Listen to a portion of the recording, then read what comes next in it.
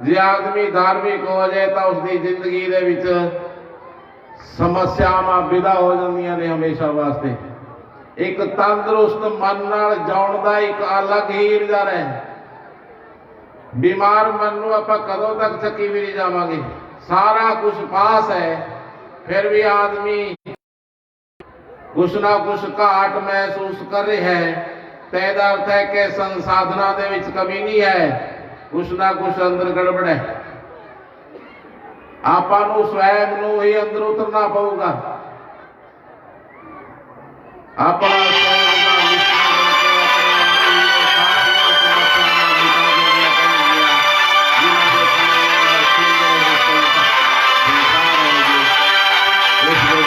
लिया तो अनंत मार्ग खुलते ने जीवन दे विच जो कल्याणकारी ने, जो जीवन नूं श्रेष्ठ बनाउंदे ने और दुख तो पार किसी अमर लोक वल इशारा करते ने। बगलामुखी माता का यज्ञ लगभग 100 को ते कोई करवाउंदा नहीं ना हो सके। बहुत घट जगह ते इसनूं व्यवस्थित किया जाता है। बहुत मर्यादा नाल एक क्वालिटी के ब्राह्मण इकट्ठे किए जाते हैं। ये सारा समागम कोई परमात्मा या बाबा मोनी जी की कृपा अपने नगरी के ऊपर जो ऐसा समागम हो रहा है जिसनों दूर दूर तक जाने और समझा जा रहा है। जो दिल्ली, चंडीगढ़ और बहुत दूर दूर तक के लोग आउणगे, जिसनों भी ऐसी यज्ञ की खबर मिल रही है, जिसनों पता है इस यज्ञ बारे, वो लाजमी इत्थे पहुंचूगा। इस करके अपने पास है, बिल्कुल आपने सही टाइम टेबल के ऊपर पहुंचना है। सवेरे 8 बजे तो लेके 12:30 बजे तक हवन यज्ञ होंदे ने, उत्थे अपनी लोड़ नहीं होंगी। 1 बजे तो लेके 5:15 बजे तक 5:30 बजे तक कथा होया करूगी। अपने आचार्य जी बुलाए ने, बहुत विद्वान ने, ग्रंथां दे डॉक्टर ने, इन्हां तो बहुत कुछ सीखण नूं मिलूगा आपां नूं। सो इस करके इन्हां नूं भी 2 घंटे मिल जाण, मैनूं भी 1.5 घंटा मिल जाए, ऐसे हिसाब नाल तुसीं ड्यूटी देनी है एक कथा के टाइम के उपर। उस तो बाद दुध पहुँचाउणा रोज, आटा कोटा सब गऊशाला दे विचों 9 दिन तक आप इस गऊशाला नूं, क्योंकि हुण आप एक परिवार बैठे हैं, नगरी के लोग आ सारे, बाहरों नहीं हले कोई आया। इस करके सलाह बाड़ियां करनियां जरूरी ने। 9 दिन आप इकट्ठे रहना परिवार के समान, क्योंकि गऊशाला एक ऐसा स्थान है अपनी नगरी का जिथे आप जात पात और अनेक प्रकार के भेद मिटा के एक परिवार के समान इकट्ठे बैठ सकते हैं, भोजन कर सकते हैं, खाना बना सकते हैं, छक सकते हैं, सत्संग सुन सकते हैं, सेवा कर सकते हैं। 9 दिन तक जे धारा प्रवाहित है, गंगा बगूगी। जिसने भी शुद्ध स्नान करना हो लाजमी पहुंचा करो सही समय पे, ताकि ये यज्ञ जो पता है कई बंदियां दे घरें महीना हो गया, घरें नहीं गए, क्योंकि इस यज्ञ नूं करन वास्ते बहुत खेचड़ा है, बहुत परिश्रम है, बहुत लोगों को मिलना पैंदा है। ऐसे करके क्योंकि इस नगरी दे विच हो रहा है, इस नूं वध तो वध लाभ मिले, इस करके अपनी ड्यूटियां देनियां ने। सो सही समय ते आप सबने पहुंचना आओ, एक भगवान के नाम का संकीर्तन कहिए। उस तो बाद शास्त्री जी ने, आचार्य जी ने जो कथा नूं विश्राम दिता, उसनूं थोड़े शब्दों के विच कह के विश्राम देवांगे। अज टाइम टेबल जरूरी सी दसना, क्योंकि अपने 9 दिन इत्थे सही टाइम ते पहुंचना है। अपने जीवन नूं कल्याणकारी बनाउण वास्ते स्नान करके मर्यादा नाल लाजमी घर दे विच तंदुरुस्ती आऊगी। यकीन मनियो ये यज्ञ बहुत अमोघ और सफल यज्ञ होंदे ने। बोल बगलामुखी मैया की जय।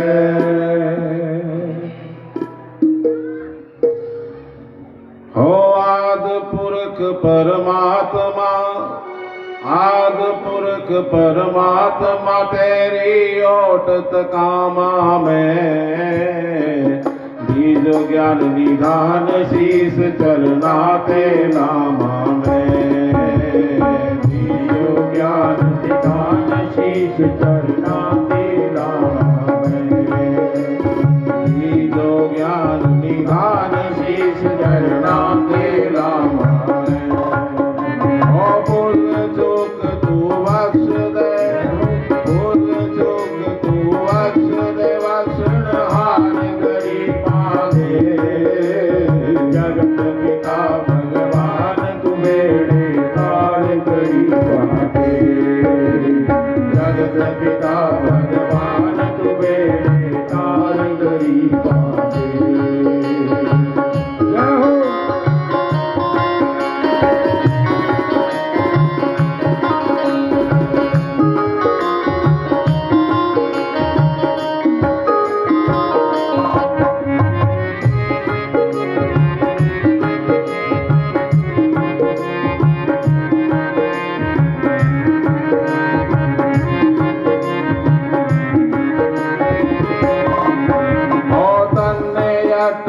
किते माल का माल चरावे तू, तते खंबा नालों जा प्रहलाद बचाऊंगा तू, तते खंबा नालों जा प्रहलाद बचाऊंगा तू, तते खंबा नालों जा प्रहलाद बचाऊंगा तू, तते खंबा नालों जा प्रहलाद बचाऊंगा तू। ये तुम हो एक सहारा, तुम हो एक सहारा है करतार गरीबा दे। जगत पिता भगवान तू मेरे तार गरीबा दे, जगत पिता भगवान तू मेरे तार गरीबा दे। श्री हरि।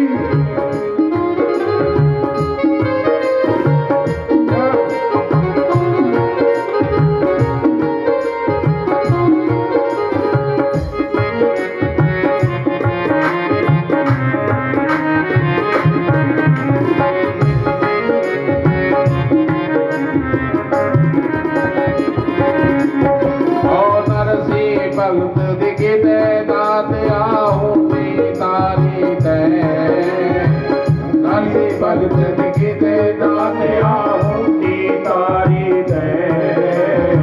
बिलड़ी मीराबाई तारी कृष्ण मुरारी तय, बिलड़ी मीराबाई तारी कृष्ण मुरारी तय। बदामे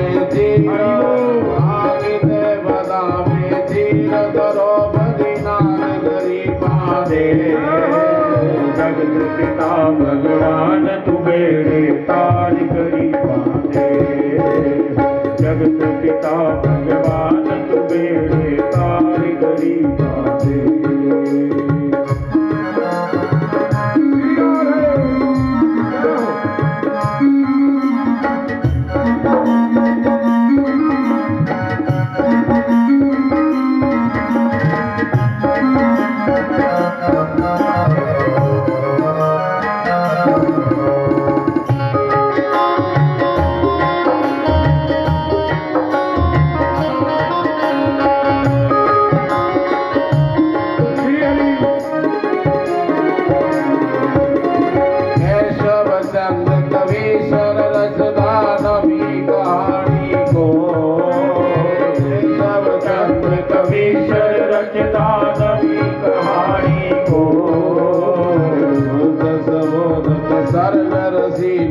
कर दे वाणी को, सोच सबोधित सरल रसीली कर दे वाणी को, सोच सबोधित सरल रसीली कर दे वाणी को। सेवक हरदम करता, सेवक हरदम करता चरण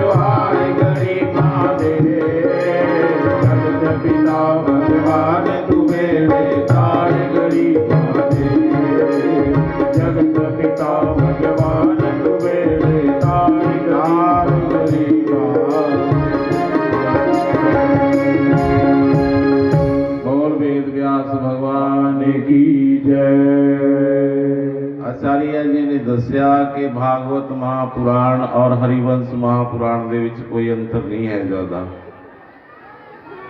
हरिवंश महापुराण कथा जो सुनते माता ना, क्योंकि 18 पुराण ने अलग अलग चीज़ा देने वाले ने। जे भागवत महापुराण सुनते तो मोक्ष मिलती है, जे हरिवंश महापुराण सुनते कोई तो उसके श्रेष्ठ संतान की प्राप्ति होती है। बहुत लोग ने जो संतान प्राप्ति के लिए हरिवंश महापुराण का पाठ भी करवाते हैं। सो जिन्हां दे घर परमात्मा ने संतान हाल तक भेजी नहीं, उन्होंने बेनती है कि ध्यान नाल इस 9 दिन सुनियो तो लाजमी घर दे विच श्रेष्ठ संतान पैदा होने के योग बनते हैं। जिमें भागवत महापुराण दे विच 18,000 श्लोक ने, इस दे विच 24,000 श्लोक ने। उसनूं 7 दिनां दे विच कहा जाता है, इसनूं 9 दिनां दे विच कहा जाता है। इसनूं नवाहन यज्ञ कहंदे ने। सो ये कथा शुरू कितों हुंदी है? शुरू हुंदी है जदों महाभारत का युद्ध समाप्त हो जाता है। 18 अक्षौणी सेना का युद्ध होया, जिस दे विच भीमसैन जैसे योद्धा सी। कहते ऐसे आकाश दे विच हाथियां नूं फेंकिया कि आकाश दे विच मानो टंग ते हाथी द्वारा वापस नहीं आए। हाथी ऐना वायु बल सी भीमसैन दे विच। अर्जुन ने आकाश दे विच तीरां दा एक पौड़ी ला ली सी, स्वर्ग दे कंढियां तक पहुंच गया सी। ऐसे बहुत उदाहरण ने जिन्हां दे विच महाभारत का युद्ध होया। 18 दिनां दे विच कौरवां दा सर्वनाश कर दिता पांडवां ने, परंतु पांडवां का भी कुछ नहीं बचिया सी, क्योंकि लड़ाई झगड़े च बचता कुछ नहीं। ये ना सोचियो जिहड़ा घरे आपां छोटा मोटा कलेश करते हैं भी ये लड़ाई नहीं हैगी, ये भी लड़ाई है। इस नूं ग्रंथ शीत युद्ध कहते हैं, ठंडा ठंडा युद्ध, जिहदे विच मार कटाई नहीं हुंदी, लहू लहान नहीं निकलदा, ना किसी कपड़े पाटण, परंतु मन मन सारा कुछ हो जाता है। इन्हूं शीत युद्ध कहते हैं। और युद्ध कोई भी होवे शुभ नहीं हुंदा। तुलसीदास बाबा जी कहते हैं, जहां सुमति वहां संपत्ति नाना, जहां कुमति वहां विपत निधान। जिथे सुमति हुंदी है उत्थे सारियां संपत्तियां आ जांदियां ने, जिथे घर दे विच बनदी नहीं हुंदी उत्थे विपत्तियां आ जांदियां ने। ग्रंथां दे मार्ग नूं समझो। घर दे विच जे 5 जीआं तां रब ने पक्का तय करता भी रहना इकट्ठी पऊगा। इस करके अंदरों भी दिल मिला के एक दूसरे का मान सम्मान रख के बजुर्गों को सब तो पहल दे के ओही समाज की सिरजना करनी पऊगी जो 80 साल पहला सी।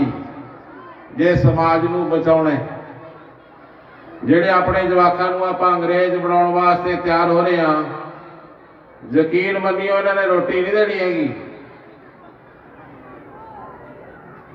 क्योंकि ना आप संस्कार दिते। अज तो मम्मी तो बिना बोलते नहीं बच्चे। मां कितना प्यारा शब्द सी। मां एक भावना जुड़ी हुई सी, शब्दां नाल जुड़ी हुई है भावना। का शब्द ने जिहड़ी गाल बन जाती और आदमी नूं सामने वाले नूं बल तेज ते साह लैण लग जाता जी गाल दे दो। शब्द ने जी कह दो तो वो प्रसन्न हो जाते। चाचा ताया फूफा ये किन्ने वधिया रिश्ते ते नामां नाल जुड़े हुए थे, फीलिंगां सी इन्हां दियां अपनियां अपनियां। हुण अंकल दे आके सारा सिस्टम नाश करता। जय हो। इस करके मैं नहीं कहता भी अंग्रेज ना बनो, बन जाओ अंग्रेज, परंतु अंदरों भारतीय रहो। अपनी संस्कृति आपां नूं किहड़े आदेश करदी है, किहड़ी सरलता नाल जाउण दी गल करदी है। गुरु नानक देव जी ने 3 सिद्धांत दसे ने, पूरे सिस्टम नूं 3 सिद्धांत। किरत करो, बंड के छको ते नाम जपो। 3 चीज़ां जरूरी ने जिंदगी च। पहला जो थोड़े कर्तव्य ने, जो तुसी करन वास्ते रब ने ड्यूटियां लाइयां ने, उन्होंने प्रेम नाल, जिवें कोई आपां पूजा करदे किसी गल दी, पूजा कम तो अलग ना होवे तां जिंदगी सफल हो जूगी। जय हो।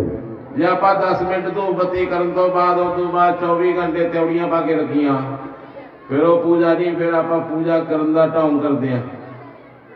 क्योंकि पूजा तो हुई है जो निरंतर रहे जीवन से, सदा रहो हरि नाले, जो हमेशा रहे, जिहदी जीवन शैली इन्नी सुंदर हो जाए कि जिथे भी बैठा होवे उसका चित्त उस आराध्य परमात्मा नाल जुड़िया रहे।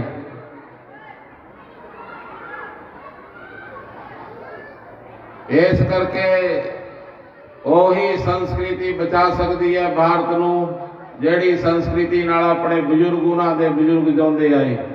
नहीं तो जिवें गौशालावां बणीਆਂ ने ऐं वृद्ध आश्रम बन लग रहे ने लगातार, बहुत ज्यादा बड़ी गिनती दे विच वृद्धि हो रही है। वृद्ध आश्रम क्यों बन रहे ने? क्योंकि माँ बाप असफल हो गए, अपने बच्चों को वो संस्कार नहीं दे पाए जिन्हां संस्कारां नाल आपां ने अपने बजुर्गों को रोटी दी है। इस करके गीता च भगवान कृष्ण जी कहते हैं सर्वधर्मान प्रत्यज्य मामेक शरणं व्रज अहं त्वं सर्व पापेभ्यो मोक्षयिष्यामि मा शुचा। धर्मी धर्म की शिक्षा की शरण चा जा, तेनू मुक्त कर देंगे। भगवान सीधे कहते हैं गीता च शरण दे विच आ जा, उदी मुक्त हो जाऊगा। रविदास ने कहा बहुत जन्म बिछड़े थे माधो, यह जन्म तुम्हारे लेखे। ये शरण बहुत जन्मा दे पश्चाताप अंदर भावड़ बन के मच रहे ने। रब पास ही सी और मैं अपने कारण ही उसनू दूर बना रखा सी। जदों दूरियां मिट गईयां तां स्पष्ट सामने परमात्मा प्रगट होया।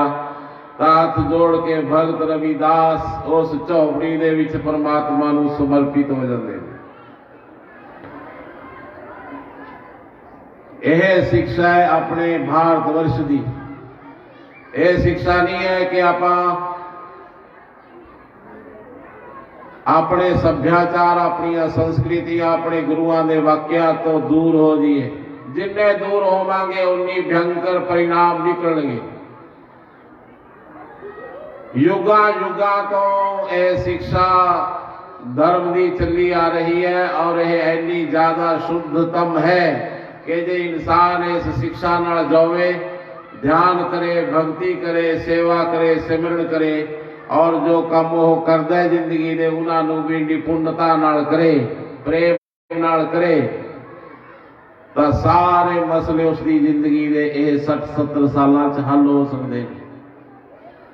जरूरी नहीं है कि रब नूं पाउण वास्ते कोई घर छड्डना पऊगा जां कपड़े बदलने पैणगे जां अनेक प्रकार के होर जो आपां नूं बाहर दिखाई देंदे ने सारा कुछ करना पऊगा। नहीं, ऐसा कुछ नहीं है। बाहर ऐसा कुछ भी नहीं जो छड्डण योग है।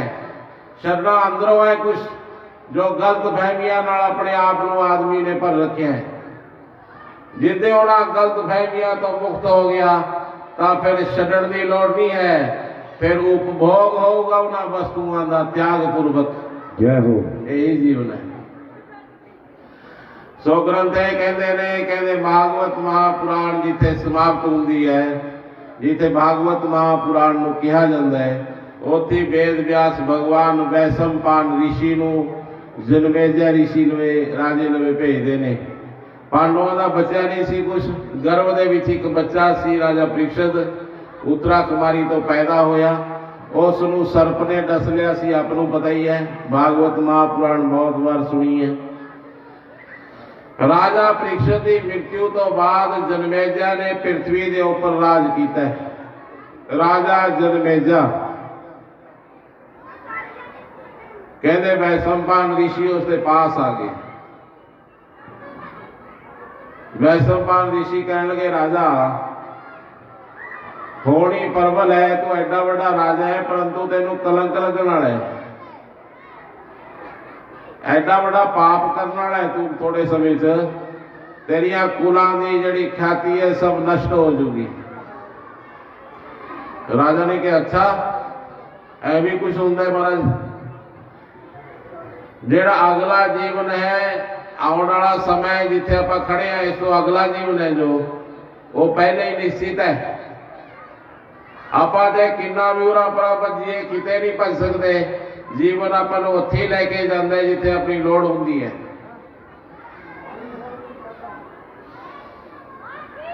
ਆਦਮੀ ਹਜ਼ਾਰਾਂ ਉਪਾਅ ਕਰਦਾ ਬਚਣ ਦੇ, ਪਰੰਤੂ ਉਪਾਵਾਂ ਦੇ ਕਾਰਨ ਨਹੀਂ ਬਚਦਾ ਇਸ ਕਰਕੇ ਹੈ ਕਿਉਂਕਿ ਕੁਝ ਸਮਾਂ ਹੋਰ ਰਹਿਣਾ ਪ੍ਰਿਥਵੀ ਤੇ। ਕੋਈ ਇੱਕ ਅਲੱਗ ਸ਼ਕਤੀ ਹੈ ਜਿਹਨੂੰ ਰੱਬ ਕਹਿੰਦੇ ਆਪਾਂ, ਵਾਹਿਗੁਰੂ ਕਹਿੰਦੇ ਆ, ਉਹ ਬਚਾਈ ਰੱਖਦੀ ਆਦਮੀ ਨੂੰ, ਨਹੀਂ ਤਾਂ ਮੰਜੇ ਤੇ ਪਿਆ ਮਰ ਜਾਂਦਾ ਆਦਮੀ।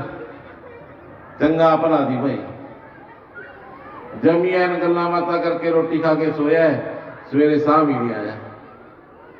ਕਈ ਆਦਮੀ ਪਹਾੜਾਂ ਤੋਂ ਗਿਰ ਕੇ ਵੀ ਬਚ ਜਾਂਦੇ ਨੇ, ਵੱਡੇ ਵੱਡੇ ਐਕਸੀਡੈਂਟਾਂ ਚੋਂ ਬਚ ਜਾਂਦੇ ਨੇ। ਕਹਿਣ ਦਾ ਭਾਵ ਕੋਈ ਅਗਿਆਤ ਸ਼ਕਤੀ ਹੈ ਆਦਮੀ ਦੇ ਚਾਰੋਂ ਤਰਫ 24 ਘੰਟੇ, ਉਹੀ ਉਸ ਦੀ ਸੁਰੱਖਿਆ ਕਰਦੀ ਹੈ। ਇਸ ਕਰਕੇ ਆਦਮੀ ਇਹ ਨਾ ਮੰਨੇ ਕਿ ਮੈਂ ਕੁਝ ਕਰ ਰਿਹਾ, ਸਭ ਉਹੀ ਕਰ ਰਹੀ ਹੈ। ਆਦਮੀ ਨੂੰ ਤਾਂ ਸਿਰਫ ਮੌਜੂਦਗੀ ਦਰਸਾਣੀ ਹੈ, ਠਹਿਰਨਾ ਆਪਣੇ ਆਪ 'ਚ, ਉਹੀ ਧਿਆਨ ਹੈ।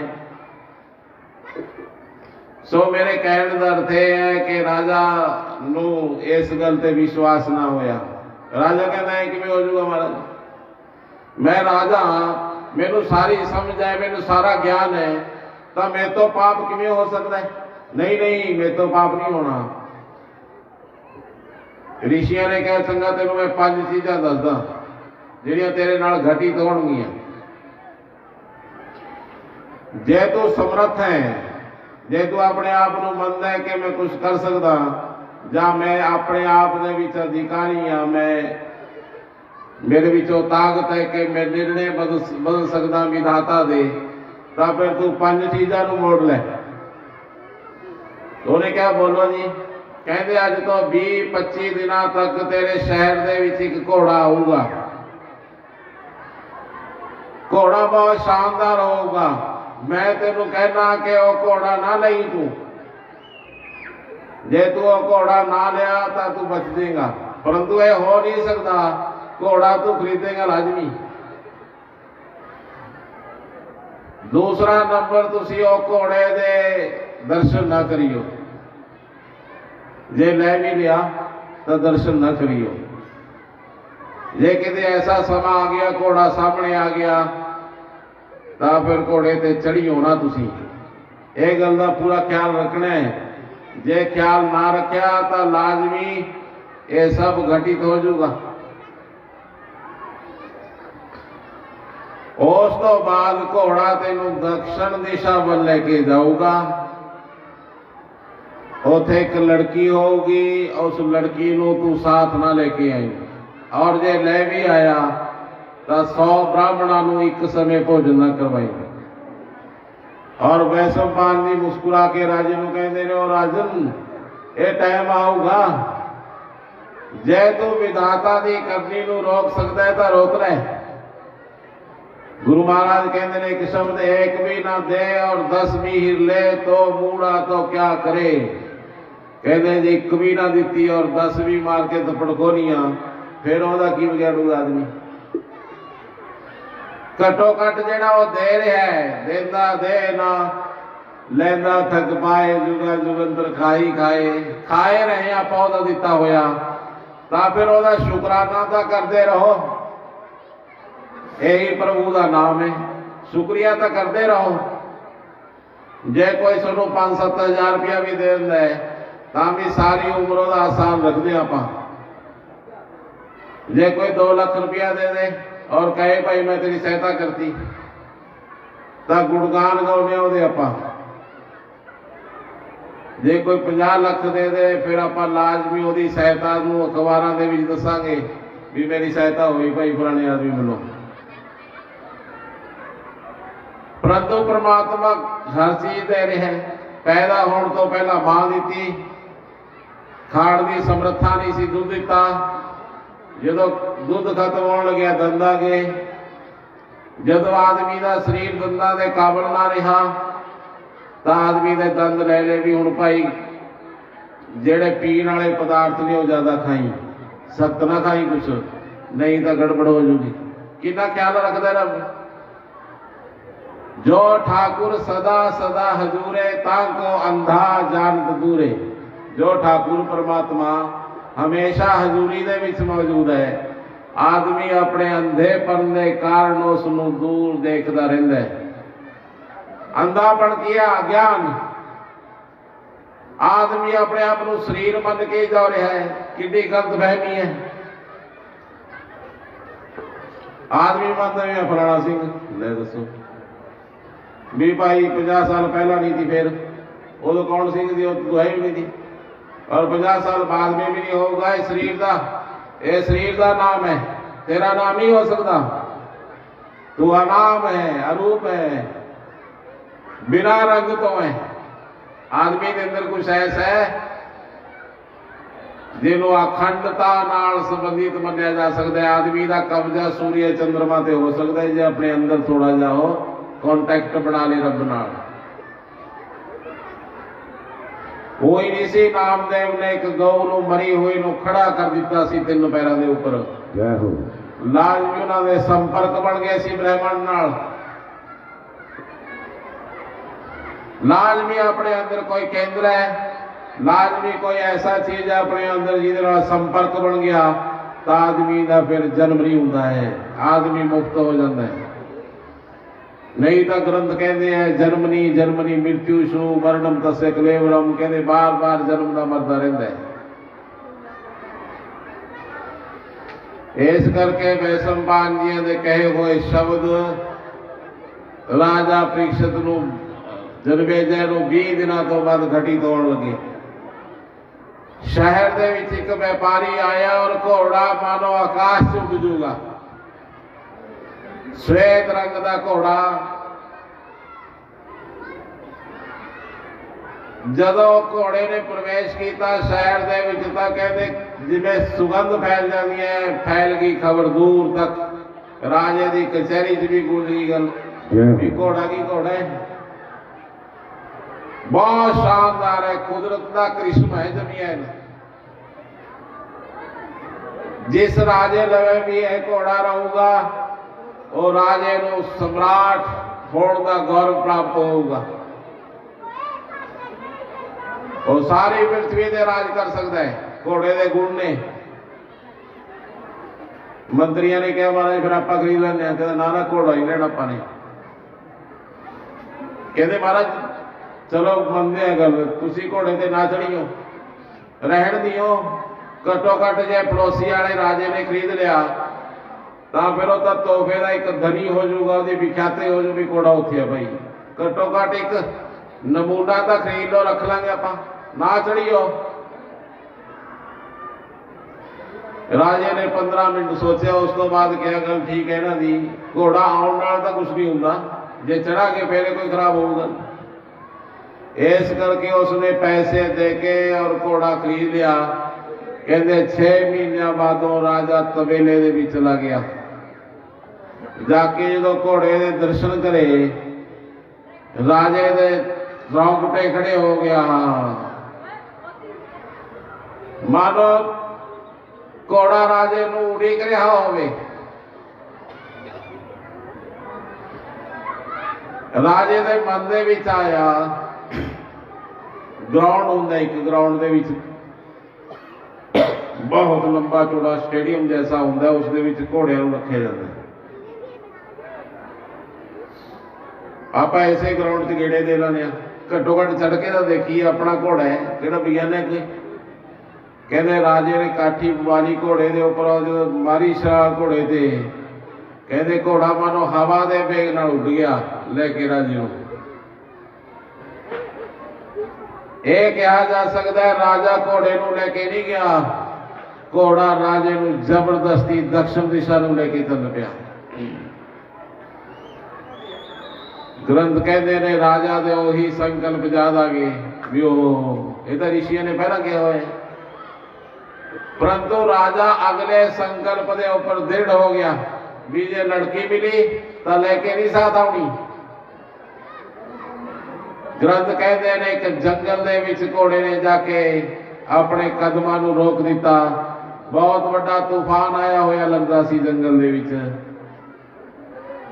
पानी दे छप्पर पड़े पे ने और बड़े बड़े वृक्ष तोड़े पे ने, तूफान आया होया लगता है। ਕਹਿੰਦੇ ਉੱਥੇ ਇੱਕ ਲੜਕੀ ਨੂੰ ਦੇਖਿਆ ਮਾਨੋ ਆਕਾਸ਼ ਪਰੀ ਉਤਰ ਕੇ ਆ ਗਈ ਹੋਵੇ ਜ਼ਮੀਨ ਦੇ ਉੱਪਰ। ਪਰੰਤੂ ਉਸਦੀ ਆਵਾਜ਼ ਦੇ ਵਿੱਚ ਇੱਕ ਵਿਅਥਾ ਸੀ, ਦੁੱਖ ਸੀ, ਪੀੜਾ। ਉਸਨੇ ਕਿਹਾ, ਉਹ ਰਾਜਨ ਇੱਕ ਮਿੰਟ ਰੁਕੋ, ਮੈਂ ਤੁਹਾਡੀ ਸ਼ਰਨ ਦੇ ਵਿੱਚ ਹਾਂ। ਛਤਰੀ ਹੈ ਜਿਹੜਾ